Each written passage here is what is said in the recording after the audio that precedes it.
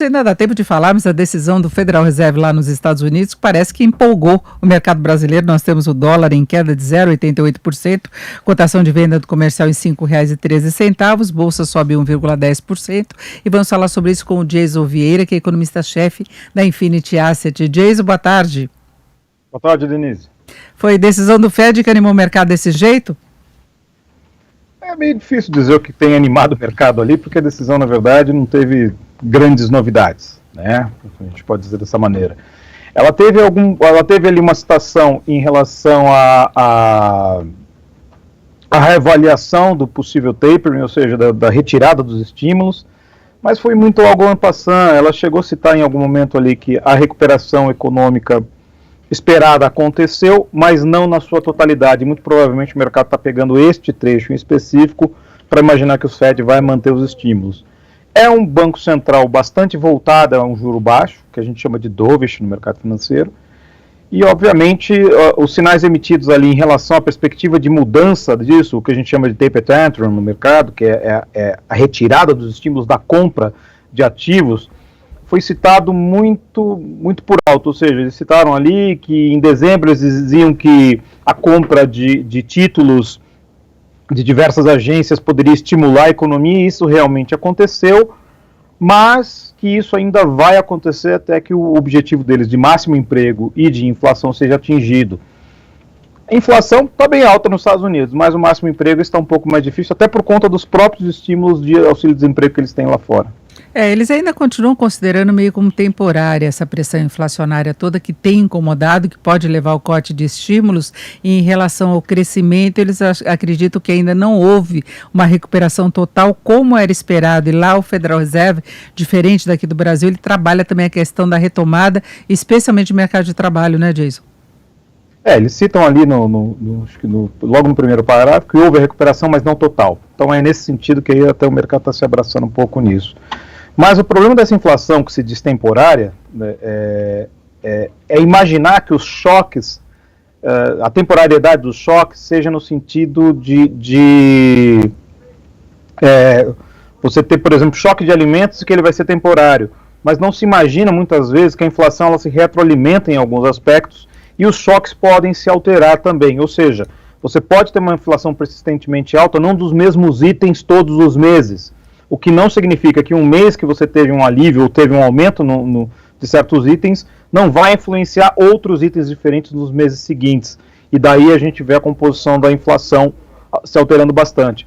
E o problema de quando ele cita choques temporários, você pode ver que muitos choques são temporários em um mês e que já deixaram de ser deixaram de ocorrer, e vem outros choques no caminho, dada a maneira como está sendo adotada a política monetária em termos globais, dado como estão sendo colocados dinheiro, essa enxurrada de dinheiro no mercado, e dado também como isso tem afetado a perspectiva do mercado financeiro em relação à questão da política monetária. Ou seja, são vários pontos importantes que estão sendo colocados, e a questão da inflação ela não pode ser subjugada simplesmente por eventos que parecem que são temporários, mas eles retroalimentam outros eventos, e daí essa inflação está sendo temporária por bastante tempo já.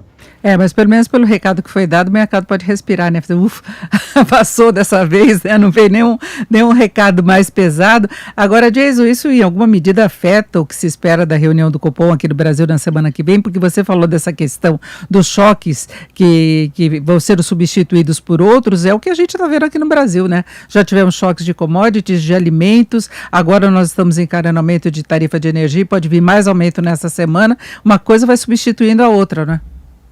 Exato, mas e aí o que se coloca é o seguinte, a questão da inflação, na verdade, a inflação brasileira ela tem características diferentes da inflação americana, porque parte da inflação americana ela vem da política monetária, ou seja, do excessivo estímulo em termos de política monetária, gerando a questão monetária, a questão na moeda, e isso obviamente gerando um efeito mais generalizado em termos de preço.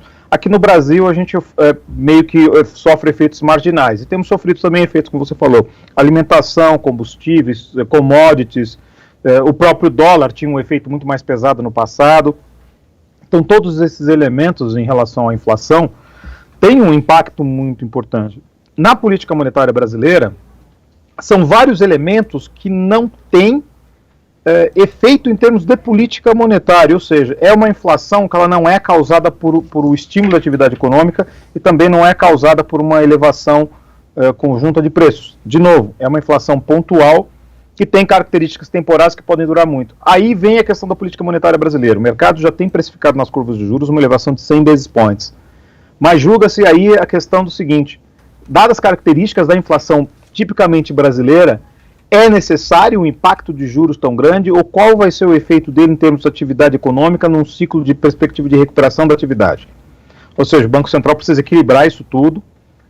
Muito provavelmente ele vai seguir a onda do mercado, muito provavelmente ele vai acabar subindo 100 basis points, mas o ideal seria ele manter o passo de 75 basis points, porque se ele também cita a temporalidade da inflação, assim como o Fed cita lá fora, ele não deveria se preocupar tanto ao ponto de se elevar a 100 basis points. 75 já é uma elevação bem pesada das características, a nova normalização de juros brasileiras, mas a gente sabe mais ou menos como tem funcionado esse BC, muito provavelmente nós vamos ver uma elevação bem forte aí na próxima reunião. Porque como se diz o mercado precificou um ponto de aumento na Selic na semana que vem, indo a 5,25, né? Exatamente, e aí é aquele julgamento da real necessidade de se fazer este movimento no atual momento. Vai mudar alguma coisa, subir juros mais rápido? As características da inflação brasileira, elas não têm um impacto tão grande em termos de atividade econômica, ao ponto de se houver um impacto da demanda nos preços. Então você vai desestimular setores que, na verdade, com exceção de um setor ou outro, como por exemplo construção civil, você vai desestimular setores que não estão gerando inflação. Ou seja, o efeito da política monetária na contenção da inflação é muito limitado.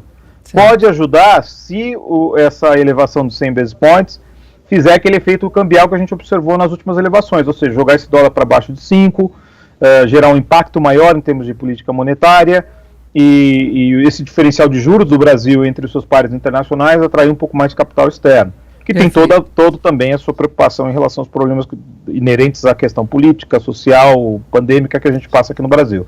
Ou seja, não é uma decisão de juros fácil. Aliás, ultimamente, nenhum banco central tem passado por qualquer situação fácil. Todos os bancos centrais têm passado por situações difíceis. Mas o Banco Central do Brasil, talvez até para não, como a gente já viu acontecendo no passado, não mexer com não alterar, como é que eu posso dizer? Não alterar todas as perspectivas que o mercado tem embutido nas curvas, muito provavelmente cumpra com uma elevação de juros conforme o mercado tem, pelo menos, demandado nas suas curvas. É isso, ouvimos o Jason Vieira, que é economista-chefe da Infinity Asset. Jason, muito obrigado, uma boa tarde. Obrigado, boa tarde a todos.